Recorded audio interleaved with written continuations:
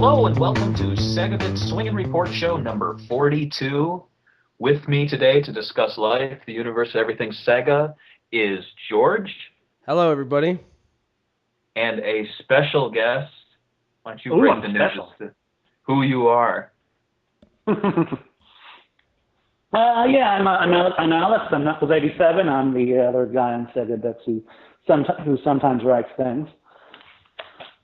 You do Sonic Talk too, right? Yes. I also do a Sonic Talk with Barry. With Jason Barry, not the other Barry. Yes. No, I will never talk about Sonic. Ever. No. Oh, well, now that's a challenge. What we've been playing, right? Barry, what have you been playing? I've been playing Sonic Dash. I love Sonic. I want to talk about Sonic. No, I've been playing a little bit of Sonic Dash. I finally unlocked the, what is it? The Mii in the 3DS version of All Stars Racing Transformed. So I've been making little Miis to race in the car. So far, I've made a Segata Sanshiro, and I've made a Outrun guy with like wavy brown hair and sunglasses. So that's pretty cool. Having lots of fun. I haven't figured out yet. I think he like defaults, the Mii character defaults to like a white like racer suit, so it looks really good for Segata, but I haven't gotten it to look right for the Outrun guy. He looks like he's like in a karate uniform or something. But so I haven't really been. I don't think I've played a console game in about 4 weeks. So how does that make you feel? Wow. Makes me feel like a mobile gamer. I feel casual. Casual Barry. But, yeah, I don't know. Sometimes I just like I'm playing. I don't know. I want to hear news before like. If they were to announce the next Sonic game or something like that, I'd be like, oh shit, I have to go. I have to complete all the games that I own. But right now, it's been such a dry spell that like I'm really not in a rush to complete all the games I've bought. Really? Like Max Anarchy, I haven't finished yet. I'm on the last chapter of Binary Domain. I'm kind of stretching that out. I'm being bad. But, yeah. So that's what I've been up to. What have you guys been playing? Oh, Knuckles, what have you been playing? You were gonna bad mouth. I've been playing Skies of Arcadia. Is that Dreamcast? Okay, not the GameCube version. I can't find my GameCube version, so yeah. I'm using my Dreamcast for this one. It's pretty awesome. I finally got my Dreamcast hooked up to my HD television via VGA cable. Looks so spectacular with that. Is there anything you noticed in Skies of Arcadia that you hate now that you didn't hate before? Actually, I think I like it a bit more. It's aged extremely well, in my opinion. I think the only thing that kind of bothers me is the constant combat, but that also bothered me of like when it came out. Like I didn't like it when it came out, but I played it anyway because I like the story and the characters. Mm-hmm. But I think the combat. Go on. The constant combat's always been a little annoying for me. So no difference there. Yeah. Oh, and I guess I could talk about what I've been playing. I was gonna ask, have you bought batteries for your VMU so you could do the little mini games? I've been meaning to. I forgot all my VMUs keep dying every time I stick new batteries in them. I don't know why, but I need to do that. I've been meaning to go on Amazon and just buying like 100 pack of CR 2032s so I can keep my Saturn from losing my save files and keep my VMUs charged. Is it just me or just like? At the moment, I've been mostly focusing on just getting my Dreamcast finally connected to a high definition display. I highly recommend you guys do that. Anyone does that it's gorgeous. I'm surprised how much of a difference it makes. Now, correct me if I'm wrong, but the Dreamcast is capable of having a better. The graphics aren't better, but the signal is better than the PlayStation 2 and the GameCube is capable of, right? I have no idea. I know that the GameCube can do progressive scan and the PS2 can do 1080i, but I do not know what any of that means, so. I actually kind of looked it up today because my brother wanted to buy a VGA cable for the PS2. Mm-hmm. I actually looked it up like 2 hours ago. Um, he bought Persona 3 on the PS2 and he wanted to play, not blurry on an HD TV. And I looked Mm-hmm. it up online, and apparently the PS2 doesn't have enough pins or something to do a all digital signal. Like when you do a Wow. VGA cable, it does like I don't know, I forgot. It's like a list of things they're required in the pins to do, and it doesn't do one of them. Oh. It kind of emulates it, and also to do it has to be progressive scan like developed. While I think most, I don't know, Huh. a lot of Dreamcast games allow that VGA cable, right? Like Mm-hmm. if it's Almost not all of them. Yeah, I believe most of them do. yeah, if it's not supported, I think there's like maybe a few dozen that don't. okay, all right. Because if it doesn't support VGA cable, I'm assuming it won't look as crisp. I'm not sure. I mean, have you tried one that doesn't have a Well, VGA? if a game doesn't support VGA, I think Yeah. it just doesn't appear on the screen. Oh, okay then. All right, there you It go. shows actually there. It shows a message saying this game does not support the video signal that you're using. So I mean that's helpful because then you know your game's not messed up and it's just the video signal. But the interesting thing is that I think it's really easy to get it to work, and just some developers just never put that. I don't know if it's a line of code or what, but I remember I have a Dreamcast demo disc that works great, and I can play all these games in VGA quality.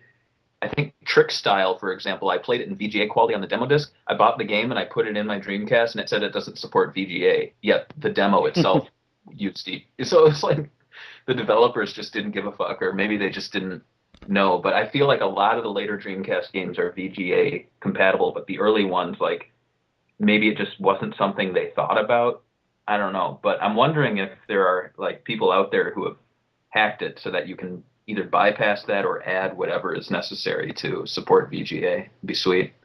Yeah. So Oh, my turn to talk about what I've been playing, huh? yeah.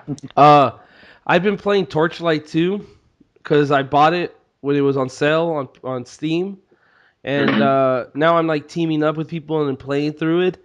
It's basically Diablo 2, kind of like the same idea, the point and click, going through dungeons, killing a bunch of things, teaming up with people. But I don't know, I think it's funner. I mean, it doesn't have, all the blood and gore and satanic imagery that people love of Diablo, but it's more of a anybody could play it, family friendly kind of game, I guess. That kind of look. I don't know, I like it. It's a good game. And it's only like Cool. $20 in like regular price. So I got it for like $7.50 when it was on sale. So definitely money well spent. And that's what I've been playing. Nice. So Awesome. we should probably move on to the next question. Yeah, what is it? Blow my mind. Yes. What was the first video game or some of the first games to ever blow your mind when you were younger, and how do they hold up now? So who wants to start? I want to start. Go for it. Well, growing up, the first system I got was the Genesis for Christmas in '91. So before that, I pretty much played like Atari or NES at my friends' houses, and they were cool and all, but like I think, yeah, Sonic the Hedgehog came with the Genesis, so that was the first game I played, and it like blew me away. I remember moving around, and it was like playing a cartoon. Yeah. And I remember the layers, like I would just run back and forth and look at the background and how the mountains moved with the ocean, and I was like blown away by that. And then it just started to get even crazier when I was like, wait, I can destroy things, like I can roll into walls. Like it was, I mean, I know you could like break your head with bricks in Mario, but it just was like so much more detailed. So I was kind of surprised that all these little things that didn't seem destructible were. I thought that was really cool. And the funny thing is, like, yeah, like all, and then I think for the first like few years I had my Genesis, all those games blew my mind. And the funny thing is, even now, like I'll go back and I'll play things like on an emulator, or like how Sonic Generations had Sonic 1. Yeah. And like I'll play it and I'm like, oh, this is cool. And I don't know, for whatever reason, I don't get that same kind of feeling of being blown away by the graphics until I play it on the original hardware. I don't know. It's just, I don't know, nostalgia or something. But like, I can still play Sonic 1 and kind of tap into that feeling of how awesome it looks. Also, Sonic and Knuckles was another time it blew me away with like the Mushroom Hill leaves and all that kind of stuff, like the brown leaves and the seasons changing and all that. Oh yeah, that was a good game. Yeah, and I was playing the 3DS version earlier this week, and like as cool as it was to play them in 3D, it just wasn't as great as the original, 2D version. It's just so much more, I don't know, good looking. that's true. Yeah. Knuckles, you have one? Oh yeah, I've got several. Just like Barry, I think the first one of the first games really blow me away was Sonic and Knuckles for pretty much the same reason, since I never really got past Mushroom Hill when I was a kid. And Donkey Kong Country and Donkey Kong Country 2 also blew me away. With those awesome pre-rendered graphics and all that good stuff. But I think the first game that really, really impressed me was Shenmue. Because it was just like, it was like entering another world practically back in 2000, 2001. Because there just weren't many other games like it, especially on a game console. And you could pick up everything. You could explore. You could walk around and you can get into the occasional random fight and hidden scripted event. It was just really cool. And nice. It still holds up well enough. I mean, I think out of all of my favorite Dreamcast games from back in the day, it's probably aged the worst, except for maybe Sonic Adventure, another one. Like the killer whale scene. I don't think I have to say anything more than that in regards to Sonic Adventure. Right. And so I mean, I don't think it's aged particularly well, but What about Shenmue 2? Because I went back and played that a few months ago, and it just blew my mind how good it looked on the Dreamcast. Oh yeah, Shenmue 2 holds up a lot better than the original does. I will say that. Mm-hmm. Though my original experience playing on the Dreamcast didn't go too well because a lot of optional missions and stuff just kind of went really badly for me, and I just stopped playing until I got it on the Xbox.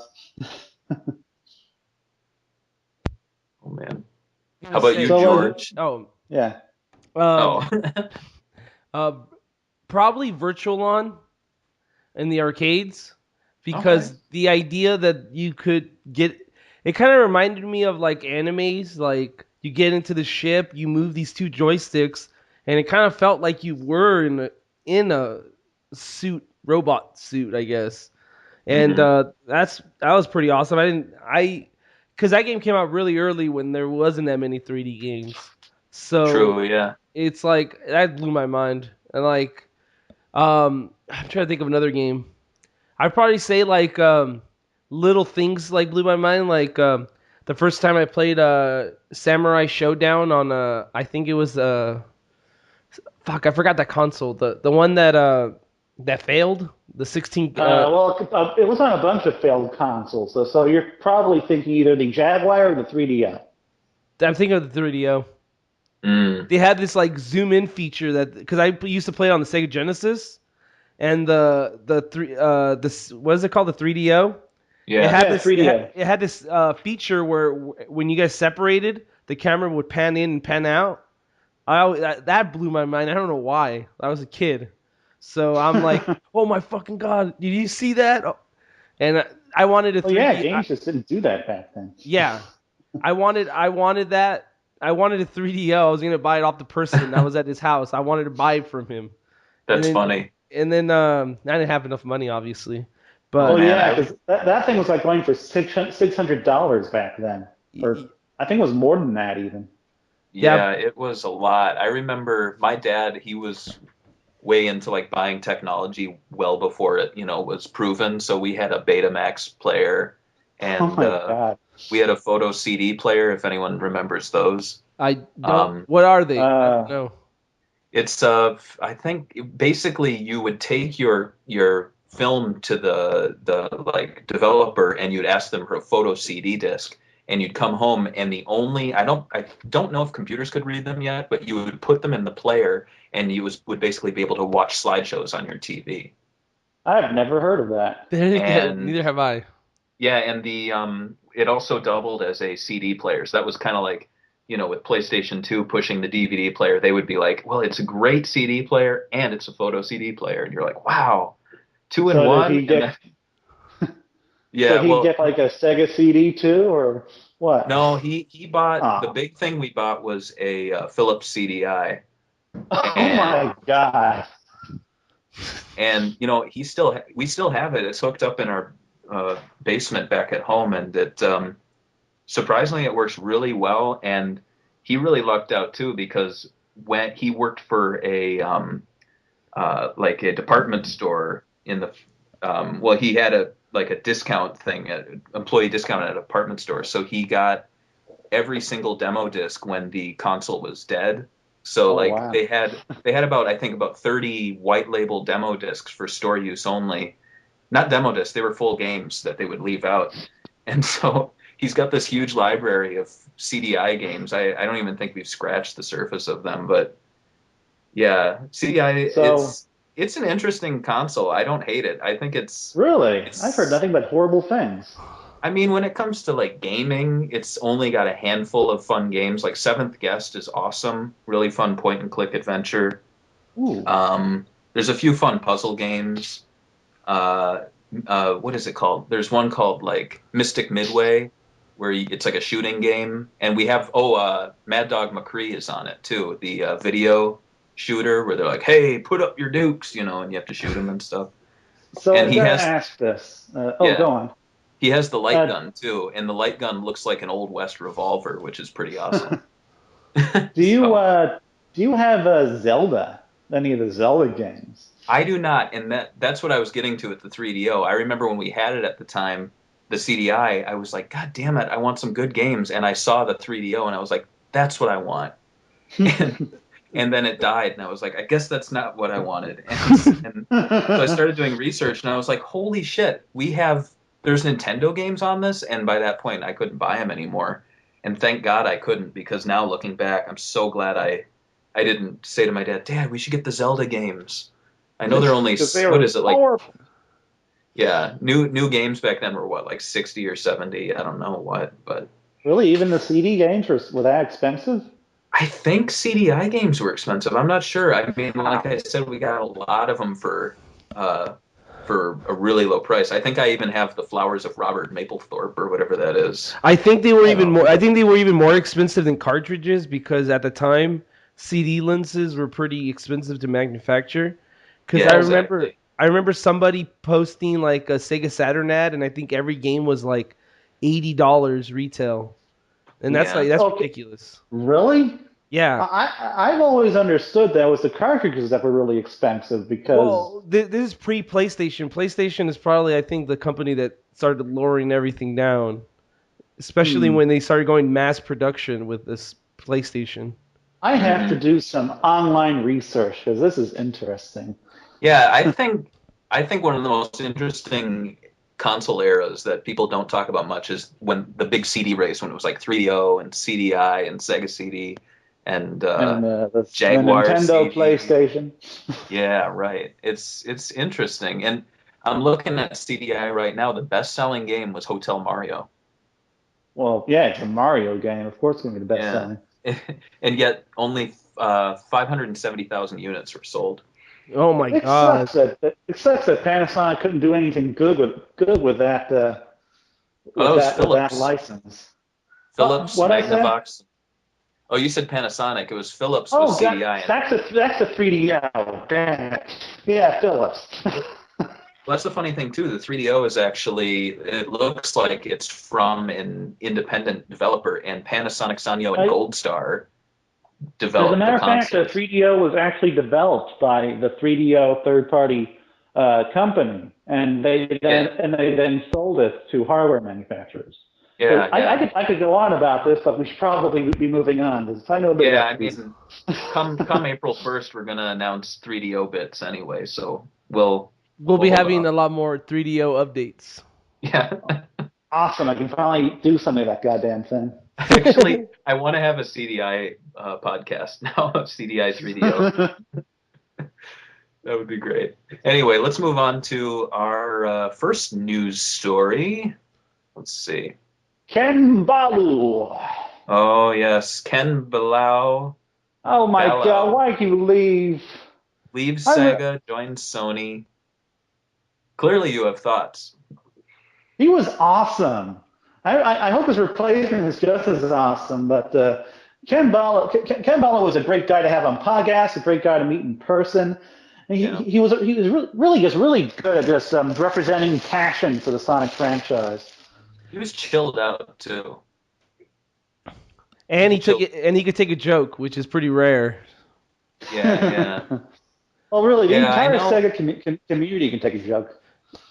Yeah, I know. Aaron Weber. A lot of people got mad at him, when they were. See, I never understood when people get mad at the the product managers or the PR guys. They're like, they're talking about a game, but the game's bad. Why aren't they talking? I'm like, they're doing their job. Leave the guys alone. Like Ken's not going to be like, to talk shit about what they're marketing. Yeah, Ken's not supposed to be like, hey guys, Sonic 4 Episode 1's coming. It's not good. It's all right, but I wouldn't buy it. So why don't you head out and not buy it?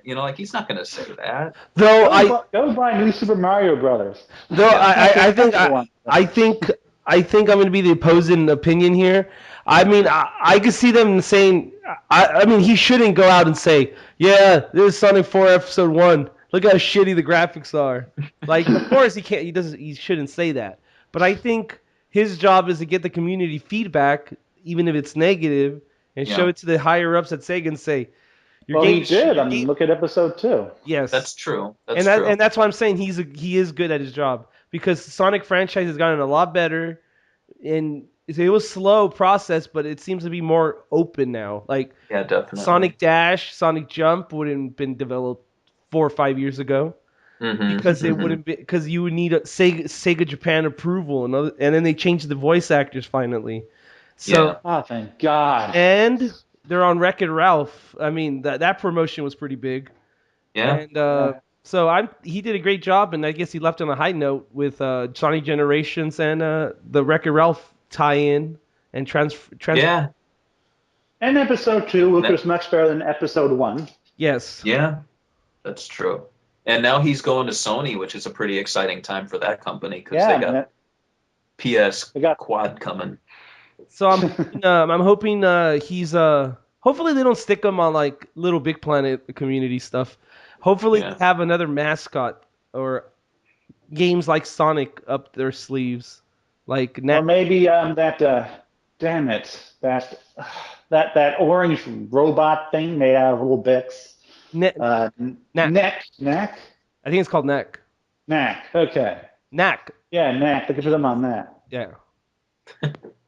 They could. I mean, I don't think Sony's going to push that game as big as it should, but. Well, they better. It was the most impressive It was one of the most impressive games at their conference. I agree with that 100%.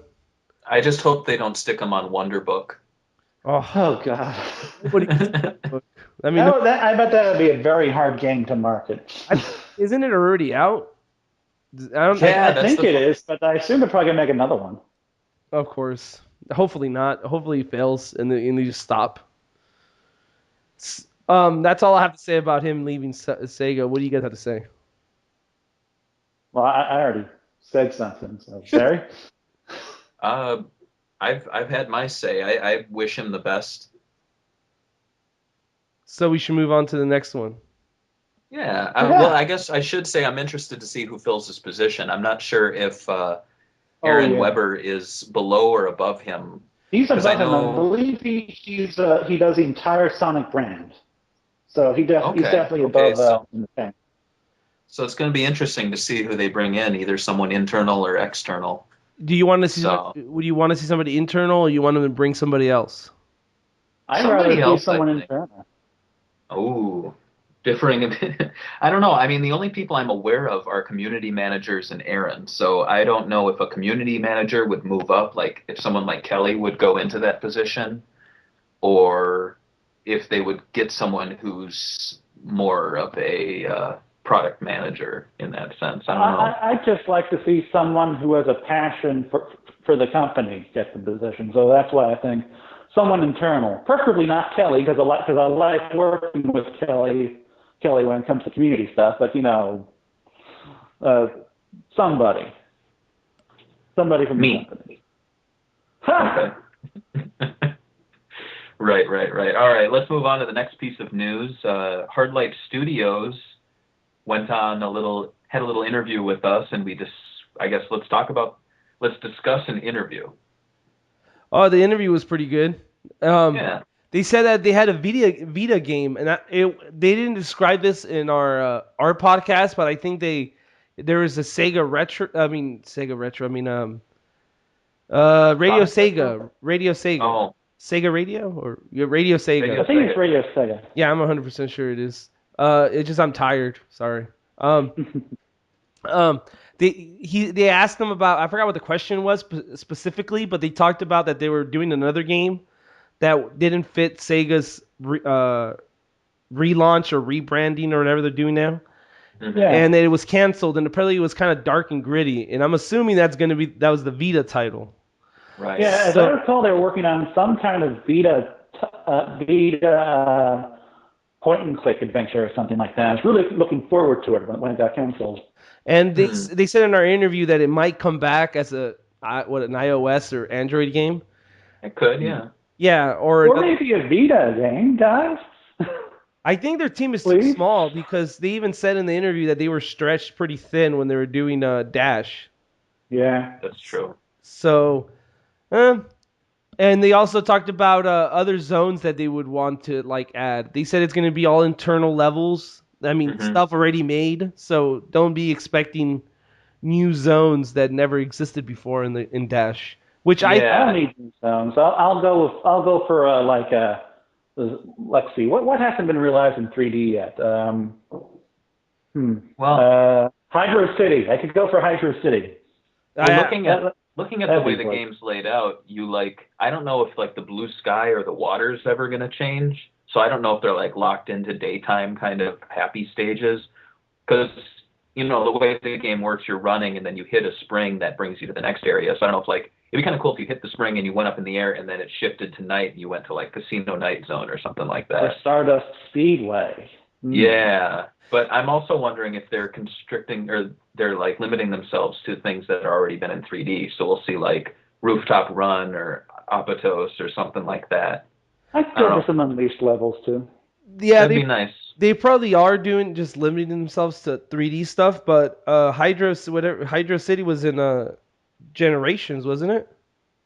No, that was no, it was not. Chemical Plant Zone. That's what I was thinking about. Sorry. You're embarrassing yourself, George. I am. I really wish they stopped sticking Seaside Hill in everything. I mean, it was a nice little level, but god damn it doesn't need to be in every single 3D realization of a Sonic game. All right, what's your favorite Seaside Hill? You're funny. So many to choose from.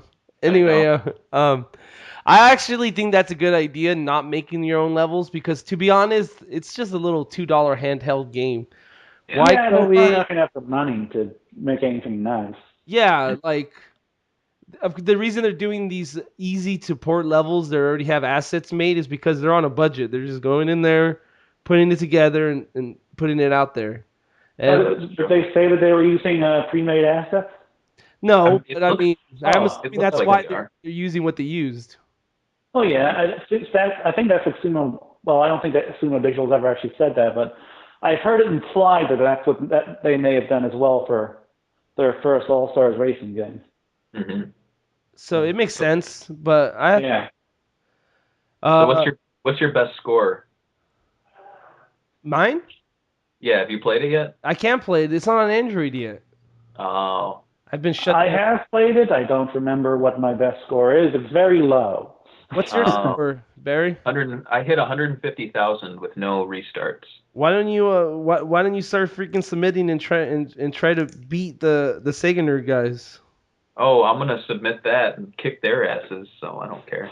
I'm just joking. Yeah, I've seen a lot of people put some I think some people get stuck on like 20,000 and then they all of a sudden they put like 150,000. It's like, what the hell? How did that go? That happened.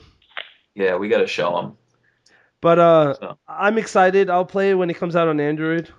It's fun. I mean, it's just a little $2 title. I like it more than Jump in the sense that it's a lot more in line with what Sonic's all about. So. And they also said in the interview that they're going to be supporting Jump still. So. Yeah. If you purchase it, you have more to look forward to, I guess. Yay. The next, Yakuza team talks about their thoughts on the PlayStation 4, which were, I guess, as expected, mostly positive. Yeah. Because I mean, they're kind of a Sony exclusive studio except for Binary Domain. Oh, really? What bad things can you say about the PS4? No, they didn't say anything negative. They said I mean, what bad things could you say? Oh, I don't know. You could probably talk about. I guess you can't really say anything negative. Maybe you want to see more. Unless you're Microsoft or Nintendo. That's true. I don't like the 8 gigs of RAM. It sounds it's not enough. We need 16. There we go. No, there you go. You could always complain about their whole issue with trying to be social and putting all your information out there, or the fact that it'll track everything you do. I mean, I know, but some people could, hate that. And apparently, go on. The only thing I hate with the fiery passion of 1,000 Suns is that I cannot play any PS3 games, and that's something that I really hope that they correct. Because now I'm going to have two massive consoles competing for space. I think the worst thing is that it won't play PSN games. So that's like the worst. Like, really? Well, yeah. It can't even play PSN games. It surprises the hell out of me. I mean, the Vita could play PSP games. And I guess that's not even remotely the same thing, but I don't know. I just hope that they release some sort of hardware dongle that fixes the issue. Like the add-on for the Sega Genesis where you could play Master System games? Yeah, because if I can't play PS3 games on my PS4, I'm less inclined to buy a PS4. That's a good point. That's what I think. But you might not buy the PS4 right away, but in a couple of years you'll own a PlayStation 4. Oh yeah, in a couple of years definitely. But I pretty much buy every console near launch now, so me not buying a console at launch is a thing for me. You bought a Wii U, didn't you? Yeah, I bought a Wii U at launch. I bought a PS3 two weeks after it came out. And how do you? Are you happy with the Wii U so far? Yeah, I'm happy with it. Are you looking forward to that Rayman game? Yes, very much so. I'm just throwing out, Knuckles. I'm sorry.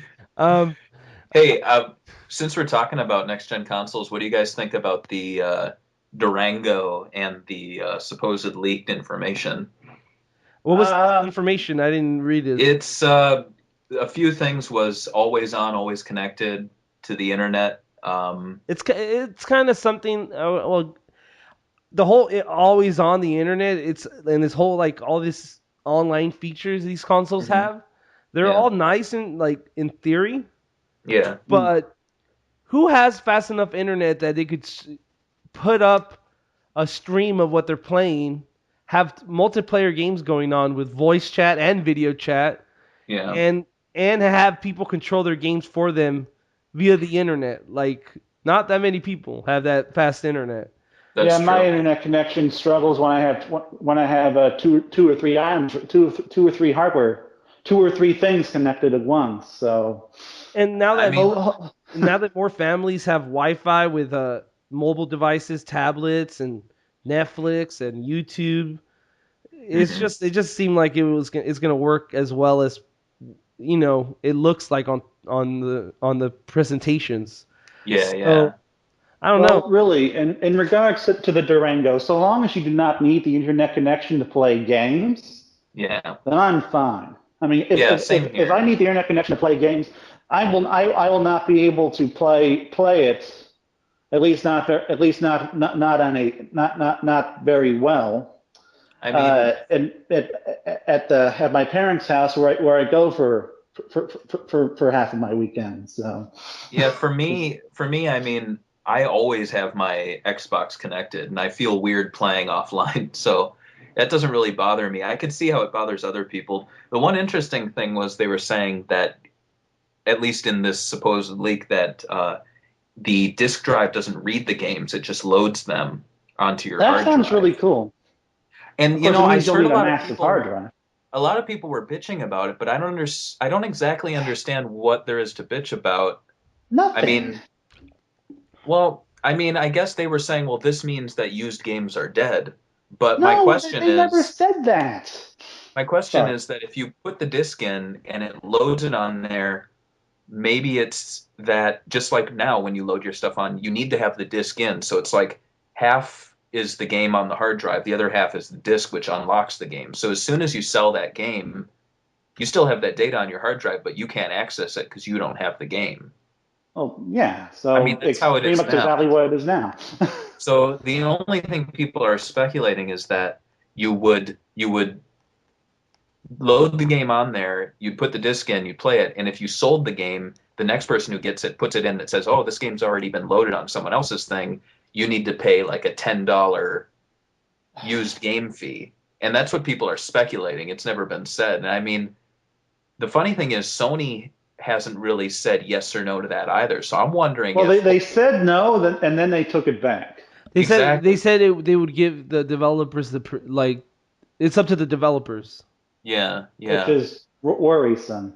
And I mean, I guess when it comes to loading it and it not reading the disk, I'm perfectly fine with that just because, I mean, if I had the hard drive space, I'd definitely load every single game I own onto my 360. And same goes for like load times of next gen titles. I'd much rather not have to, Yeah, sit through load times so much. So I'm it interested to see sounds where it's awesome gonna to me. go, but I'm not negative. Like, I'm not like, oh well, Xbox lost. Same with PlayStation 3. I Well, think they have a lot to show still. the only Or people who are being negative are the people who just completely missed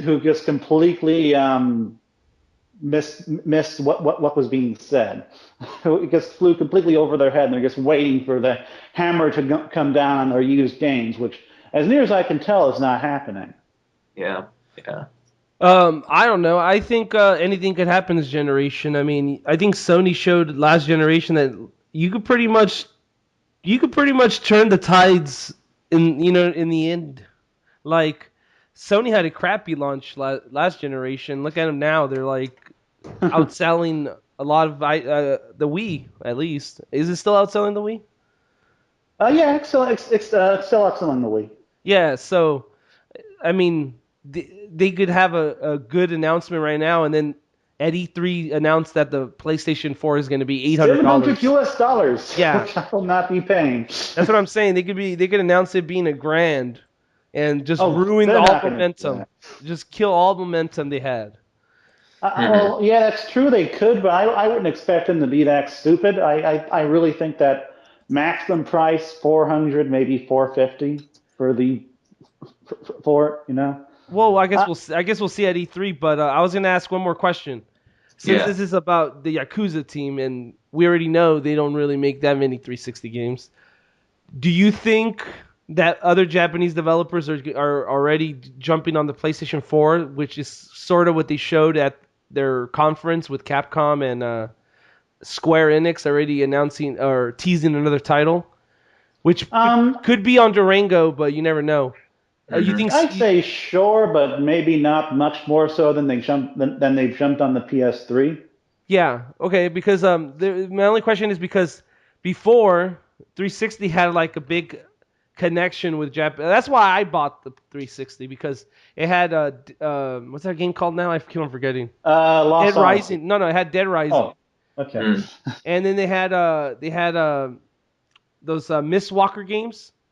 Yeah, Yeah. Lost Odyssey and Blue Dragon. Yeah, and and Sony didn't really have that many developers doing exclusives, especially Japanese developers.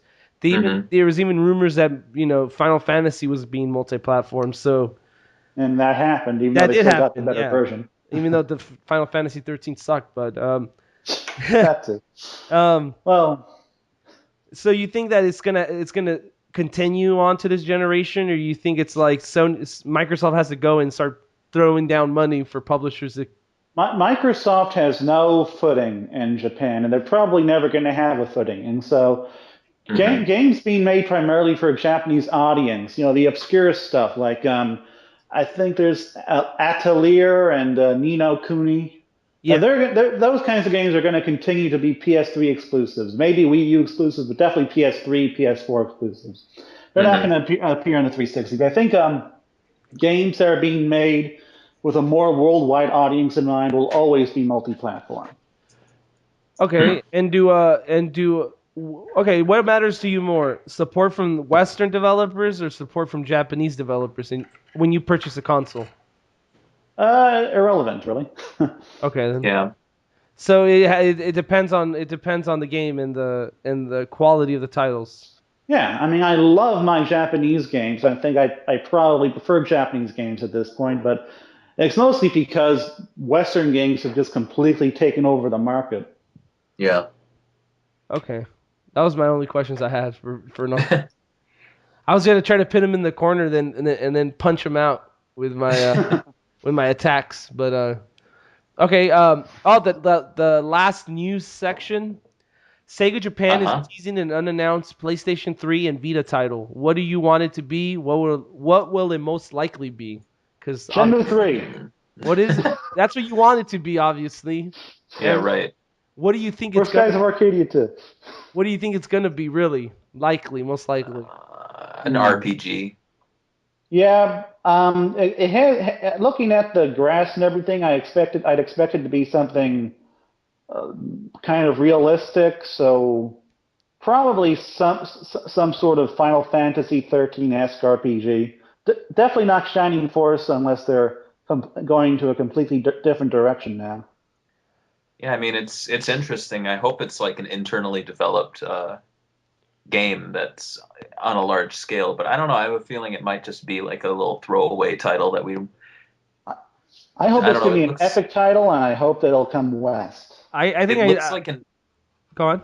Oh, I'm looking at the picture. It looks like an angel like pooping onto the grass. I think it's gonna be. I gotta look at this again. I think it's gonna be the first expansion pack for Phantasy Star Online 2, only because this month the franchise turns 25, and they've been celebrating it with the symphony thing they're doing. So I don't know. I'm just thinking it might just be the first expansion pack. Is Phantasy Star Online 2 coming to the PS3 now? It could, but it's only been announced for it is PlayStation 3 and Vita, huh? I guess that wouldn't work, huh? Yeah. Never mind. Sorry, I keep on forgetting that it was supposed to be on. Yeah, I see the angel poop angle. I'm looking at the PSO2 website, and I'm looking at the numbers, and they are kind of a similar typeface. Not exact, but for the 328 and for Phantasy Star Online 2. I don't know if they get that. I don't get Phantasy Star Online 2 though from like weird dust falling on the ground or whatever. Yeah, well, I mean, we can't really get anything out of it. If I had to choose anything, I hope it's a sequel to an RPG franchise of Sega that I like. Mm-hmm. But I would settle with I don't know, a new IP would be nice. Yeah, that would be nice. Except they've said that they're not going to make any more new IPs. So I don't know. A Sonic RPG, unless it's a visual title. It's a sequel to the BioWare Sonic game. Yeah, it's Sonic Chronicles. That's totally what it is. 2. Sonic Chronicles 2, Seaside Level. Yeah. Right? Seaside Hill is being teased. Let me see. All right. What do you want it to be, Barry?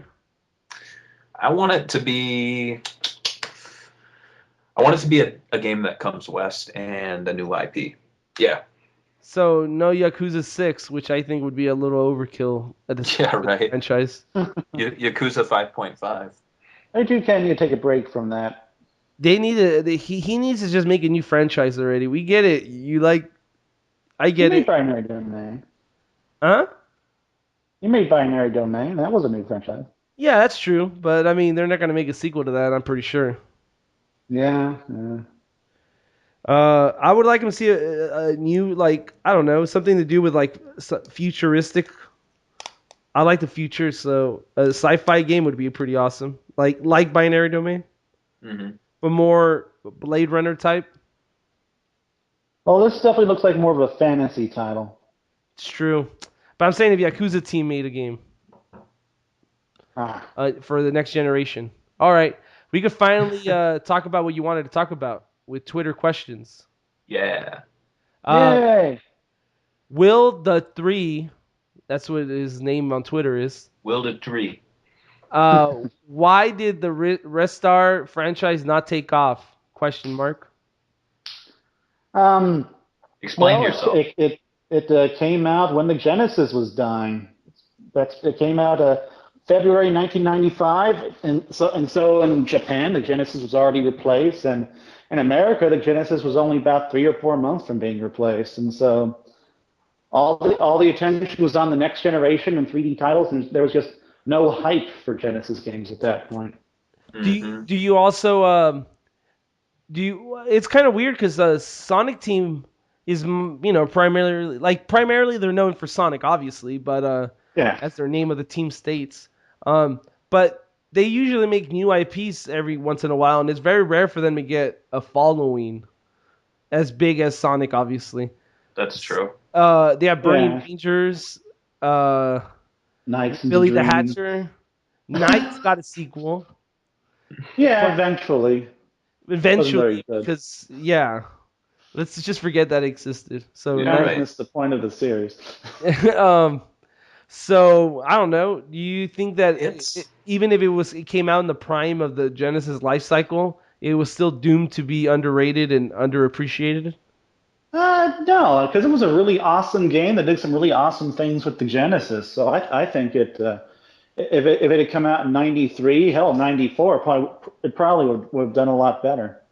true. I mean, one of the things I really like about like Sonic Team is when they do the one-off titles and they don't milk the franchise. Like I mean, I like Sonic games, but I'm glad it's not like we're seeing Rice Star Racing or something like that. Yeah, though I would love to see a Ristar remake, please, a Well, Ristar HD remake. didn't we have Sonic Unleashed? Yeah, it's not Ristar. That's Sonic Unleashed. He's got the stretchy he's got the stretchy arms though. Yeah, but it was not very good. Ristar has How to be really much good, otherwise it can't be a Ristar game. how much better would Unleashed be if It at just the beginning Eggman like opened a portal and Ristar came out and he was like the second character, so you'd play as him Two for thousand the times better. yeah, right? You'd play as it would be Sonic and Ristar Unleashed or something like that. but Especially since it wouldn't be a beat 'em up, it'd be a epic platformer. Yeah. But he's got some of the same moves. He does the grab and like all those kind of things. Yeah, So but he doesn't punch things and that's true. go through all these combos. He grabs and flies into things and grapples things and smashes into them. that's true. Sounds like fun. But I, yeah, I think it definitely is a timing thing because looking at it, it's just a few months out from Saturn's release. Of but course, at the time, people were thinking the Saturn's not coming out until September, but I mean, still, the Saturn was coming. Hmm. what about well, it's weird though because like companies like Sony, they still have hits even though they release their games in the end of or in the start of another generation. Yeah, Like, but those hits are usually things like God of War 2 that they'll actually yeah, market the shit out of. that's true. So you think lack of Ristar marketing was also? Yeah, I think that the main issue was that Sega was just ready to leave the Genesis. It always I mean, comes down to everything I've marketing read. with Sega, right? Like you said? I said everything comes down to marketing with Sega usually. Yes, Yep. yes. It's amazing. Like they've made some of the best eggs in history, and yet they've failed at marketing so many of their games. It's their kryptonite. Especially in the especially after the Dreamcast. Hmm. First problem during the Dreamcast era was that the access were never shown. I'm gonna move on to the next question. If that's good with both of you guys. Yeah, go ahead. Yeah. At the Adam Wells from Twitter asks, after Aliens Colonial Marines, how many more bombs can Sega sustain? Many. Oh, it Sega depends is on forever. the magnitude. I mean, if Sega decides to blow explode on Shenmue 3 and that fails horribly, then Sega's done. But Sega's nowhere near being where we could actually calculate something like that, which we couldn't anyway because we don't have that information. I feel like during 2006, 2007, you could like look out on the horizon and see how much shit was coming. Like with what was there? Like Golden Cups, tons of licensed games, even bad, first party like Sonic games and things like that. So I think right now, and even in the last few years, we've been at a much better place. Like imagine, think of between now and like 3 years ago, Aliens Colonial Marines is pretty much the biggest shit game that came out between then and now. Really, it's one of the only shit games. Yeah, and I mean, I think after the Marvel games, it's pretty much been smooth sailing aside from Aliens Colonial Marines, which I'd say is not as big a fuck up as Sonic 06, but it's definitely it's pretty close. Yeah, but I don't know. I can't see, the thing is, like, how many more bombs can they sustain? Well, I don't even see any games on the horizon that makes me scared. Like, I have all the trust in the next Aliens game coming from Creative Assembly. Yeah, Creative Assembly won't fuck this up because they're not going to take that money and spend it on Total War, especially since they can't because they're owned by Sega. Exactly. And we have the Relic games coming out, which will make Sega some money, and they didn't even have to put much into the development of those. And then we have some Sonic titles coming, as evidenced awesome. by in my opinion, this wasn't a bomb. It sold better than every freaking Sega game that came out last year. That's true. It did sell very well. I mean, it destroyed binary domain sales because it actually charted, and it's actually beating Dead Space 3 in the UK. So it depends on what you mean by bomb, I guess, because I guess money back. I mean, I don't know if it made money back because they spent $60 million or $40 million on it, but they well, definitely make a dent into it. Oh, what? Did you guys hear that? What? Never mind. So yeah, they made their money back. So you could be saying, this ruined Sega's image of quality, but I guess I could debate and say that they killed it themselves years ago. Because if you ask anybody in the streets and say, "Oh man, have you played the Sega game?" the first thing the gamer will look at you and say, "Sega sucks." Because Pretty much. I mean, Sega kind of just killed their reputation with the shit they did to the Sonic franchise. And it's also shitty knowing that Aliens Colonial Marines was getting a lot of hype, and when it came out, it's shitty. I'm surprised most of the response weren't, "Oh, it's a Sega game. Of course it's shitty." Yeah, I think the best thing that with the whole Aliens Colonial Marines mess is that it almost all falls on Gearbox. Like, people are like, "Oh, Aliens Colonial Marines, yeah, another shitty game from Gearbox, the guys who made released Duke Nukem." So I mean, I think critically it was a bomb, but it did much more hurt to Gearbox than it did Sega. I mean, Gearbox. As long as we don't see Sega and Gearbox on this attached to another game in the future, I think they're fine. If anything, I think they've learned their lesson to rely more on internal developers or developers who can really be trusted. Or at the very least, not rely on Gearbox. Yeah. Or at the very least, not pour so much money into games not developed internally.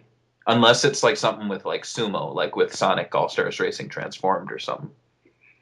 Well, I think in the case of Aliens, they looked at the success of Aliens versus Predator, and they just saw dollar signs, and they looked at this half-finished Aliens game over at Gearbox. Yeah, they probably didn't realize how half-finished it was, I guess.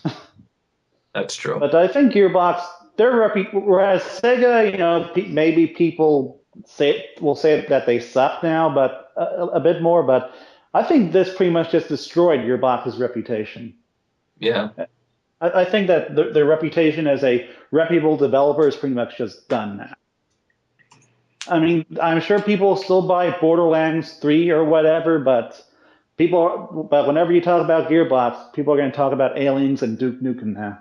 Somebody posted an article about how even Borderlands art change was copied off of, like, I don't know, a short film or something like that. And it was just basically talking about how Gearbox is super unoriginal and everything they do is basically ripped off of something else. And I thought it was pretty interesting, and I'm actually surprised they got away with it so long. Like, nobody really looked into the studio until, like, Aliens Colonial Marines came out and all that drama happened. Well, think about it. I mean, what did they really have before Borderlands? It was, I think, Brothers in Arms, which, let's be honest, was a pretty spotty game. It was a pretty spotty franchise. There were some great ones and some shitty ones. That's true. We can move on to the last question. Make it so. Okay. You read it, Barry. All right. Cecil 234 or 234 asks, what are some of the top RPGs for Sega consoles you recommend to everyone? You want to start? You want to start, Barry? Me? Oh shit! No. I don't know. I mean, there's always the big ones like Grandia 2 and Skies of Arcadia for Dreamcast. Damn right. For Saturn, I'd say there's a lot to choose. I'd say if you want something that's kind of a, I mean, let's see. Sega CD, I definitely think if you haven't played Snatcher, it's not quite an RPG. It's more of like a point-and-click adventure, but I'd argue that point-and-clicks are kind of a role-playing game. Though Snatcher's so expensive, you might as well just emulate it. That's how I played through the game. So it's the only emulated game I've played through from beginning to end. So wow, that says a lot about it. It's an awesome game. So let me see what else. I would say Sword of Vermilion. It's not great, but it's kind of interesting playing an RPG developed by, I believe it's AM2, right? Yeah. Oh, yeah. Though AM2 made that, huh? Yeah, but Yu Suzuki distances himself from it. Like, I think he's been asked about it, and he goes, "Oh, I didn't have much to do with that." So I wouldn't say it's like when I first played it, I was like, "Oh, it's like I'm playing an early Shenmue because it's from Yu Suzuki," and then when I did some research later on, he didn't seem to really be that connected to it. But still, it's not a great game, but it's a very early Mega Drive game that I believe is pretty inexpensive. So it's fun. And then Phantasy Star games and oh boy, there's too many to list. I'm gonna take them all. Here, you guys go. Okay, I'm looking at them right now. Let's see. It's Dragon Force for the Sega Saturn. Shining Force 3 for the Sega Saturn, and obviously Panzer Dragoon Saga for the Sega Saturn, as well as Pure Solar for the Sega Genesis, which I'm not sure you can really get that anymore aside from eBay, but it's actually a really good recent Genesis RPG. Mm-hmm. And go on. Oh, that's it? That's all you have? I thought I had more, but. That's actually a pretty good list. Some of those are pretty. Yeah, well, it's an awesome list, but small. I have another. Ooh, what? Record of I'm trying to say this right. Oh, the Lotus War. Yeah, it's inexpensive, and I picked it up used not too long ago and played it. It's from Crave. It's fun. It's a cool game. I'd say it's not like up there with Skies of Arcadia, but it's definitely a little known RPG on the Dreamcast. My turn, right? Yeah. I would say since today's the 25th anniversary of the Phantasy Star franchise, the best you could do is pick up 1, 2, and 4, skip 3, and forget it exists. Yeah. Now I'm not saying 3 is the worst game. It had some cool concepts, like you could see like the future and the past and whatever they do, and they had cool, really good music. But it wasn't a Phantasy Star title. It was like a game that was an RPG that was called Phantasy Star. That's what it feels like. Kind of what Final Fantasy does then. Yeah, pretty much. It's like they're like one off, I guess. I always wanted a Phantasy Star 5, but it's probably never gonna happen now that the online franchise got so popular. Yeah. Yeah, that's my RPGs for the. There was this one for the Dreamcast that I used to play. It's not the best RPG ever, but it's worth a playthrough if you're bored and you want an RPG on Dreamcast. It's the Evolution, I think it's called, series. Yeah, those are pretty. I mean, the art style's really cool, and I like the character names. Yeah, that's actually what got me. I like the graphics. What's the name of the butler? I forgot. I haven't played that game. I think his name's like Grenade or something like that. Mag Launcher is the hero. I just remember me and my friends were really into drawing the characters. I think we drew the characters more than we played the game. It was very simple premise of the game. It's a dungeon crawler. Yeah. Yeah. And a few more games. Lunar for the Sega CD, and